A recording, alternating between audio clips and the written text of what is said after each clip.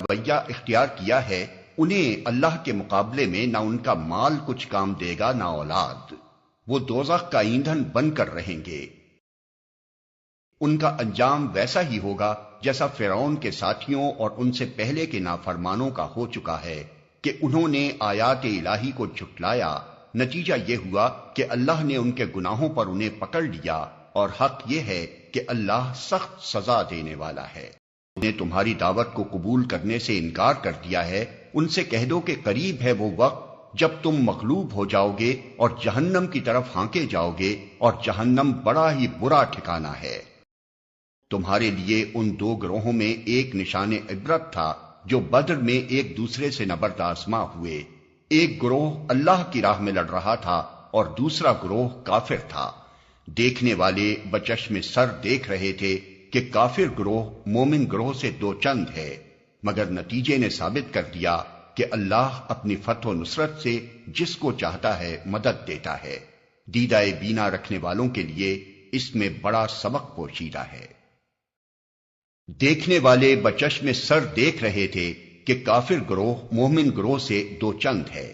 اگرچہ حقیقی فرق سہ چند تھا، لیکن سرسری نگاہ سے دیکھنے والا بھی یہ محسوس کیے بغیر تو نہیں رہ سکتا تھا کہ کفار کا لشکر مسلمانوں سے دگنا ہے۔ دیدہ بینا رکھنے والوں کے لیے اس میں بڑا سبق پوشیدہ ہے۔ جنگ بدر کا واقعہ اس وقت قریبی زمانے ہی میں پیش آ چکا تھا، اس لیے اس کے مشاہدات و نتائج کی طرف اشارہ کر کے لوگوں کو عبرت دلائی گئی ہے۔ اس جنگ میں تین باتیں نہایت سبق آموز تھیں۔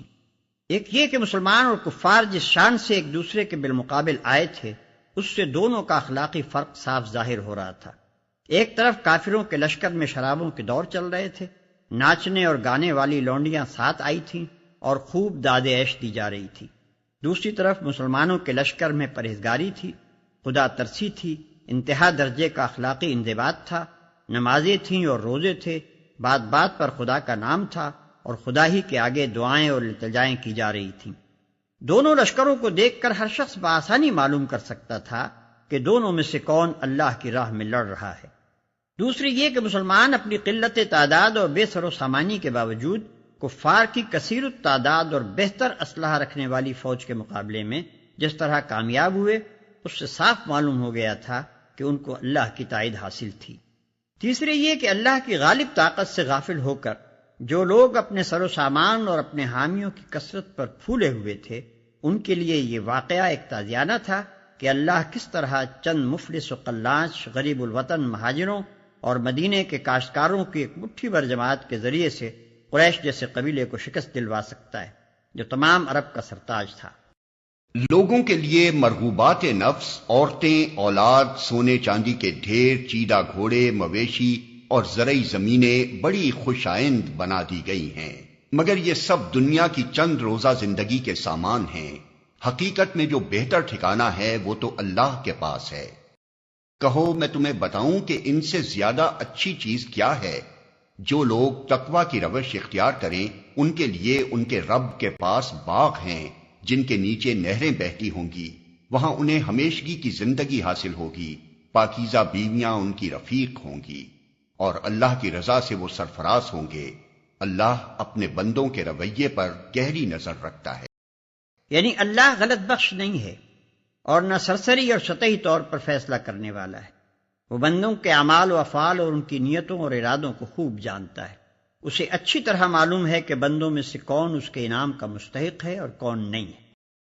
یہ وہ لوگ ہیں جو کہتے ہیں کہ مالک ہم ایمان لائے، ہماری خطاؤں سے درگزر فرما اور ہمیں آتش دوزخ سے بچا لے۔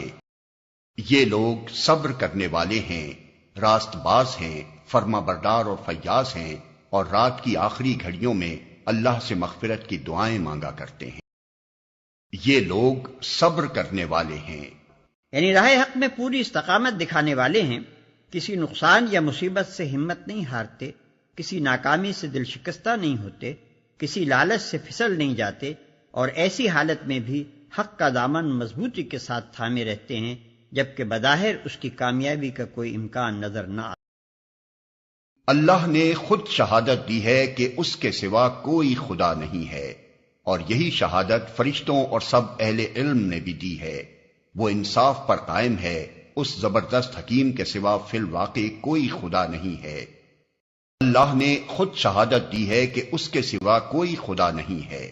یعنی اللہ جو کائنات کی تمام حقیقتوں کا براہ راست علم رکھتا ہے، جو تمام موجودات کو بے حجاب دیکھ رہا ہے، جس کی نگاہ سے زمین و آسمان کی کوئی چیز پوشیدہ نہیں، یہ اس کی شہادت ہے، اور اس سے بڑھ کر معتبر عینی شہادت اور کس کی ہوگی کہ پورے عالم وجود میں اس کی اپنی ذات کے سوا کوئی ایسی ہستی نہیں ہے جو خدائی کی صفات سے متصف ہو، خدائی کے اقتدار کی مالک ہو اور خدائی کے حقوق کے مستحق ہو۔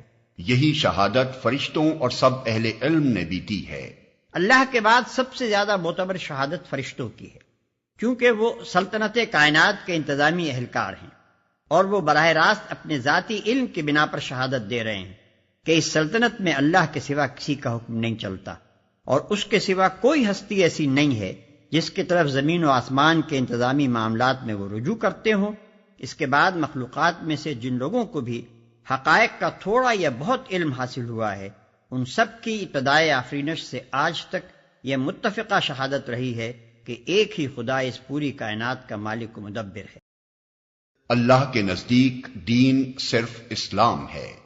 اس دین سے ہٹ کر جو مختلف طریقے ان لوگوں نے اختیار کیے جنہیں کتاب دی گئی تھی، ان کے اس طرز عمل کی کوئی وجہ اس کے سوا نہ تھی کہ انہوں نے علم آ جانے کے بعد آپس میں ایک دوسرے پر زیادتی کرنے کے لیے ایسا کیا، اور جو کوئی اللہ کے احکام و ہدایات کی اطاعت سے انکار کر دے، اللہ کو اس سے حساب لیتے کچھ دیر نہیں لگتی۔ اللہ کے نزدیک دین صرف اسلام ہے۔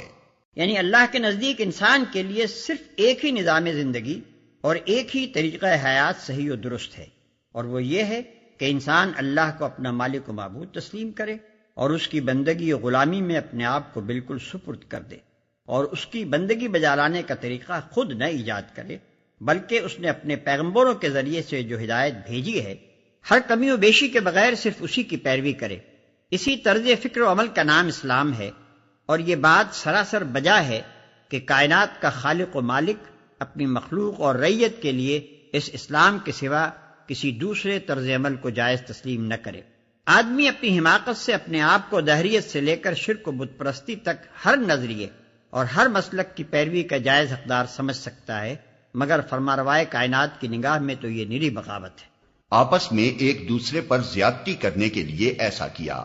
مطلب یہ ہے کہ اللہ کی طرف سے جو پیغمبر بھی دنیا کے کسی گوشے اور کسی زبانے میں آیا ہے اس کا دین اسلام ہی تھا، اور جو کتاب بھی دنیا کی کسی زبان اور کسی قوم میں نازل ہوئی ہے اس نے اسلام ہی کی تعلیم دی ہے۔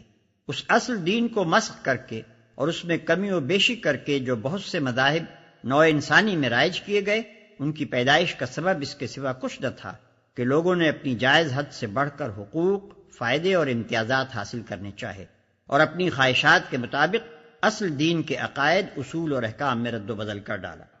اب اگر یہ لوگ تم سے جھگڑا کریں تو ان سے کہو، میں نے اور میرے پیرووں نے تو اللہ کے آگے سر تسلیم خم کر دیا ہے۔ پھر اہل کتاب اور غیر اہل کتاب دونوں سے پوچھو، کیا تم نے بھی اس کی اطاعت و بندگی قبول کی؟ اگر کی تو وہ راہ راست پا گئے، اور اگر اس سے منہ موڑا تو تم پر صرف پیغام پہنچا دینے کی ذمہ داری تھی۔ آگے اللہ خود اپنے بندوں کے معاملات دیکھنے والا ہے۔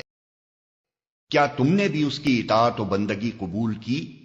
دوسرے الفاظ میں اس بات کو یوں سمجھیے کہ میں اور میرے پیرو تو اس ٹھیٹ اسلام کے قائل ہو چکے ہیں جو خدا کا اصل دین ہے۔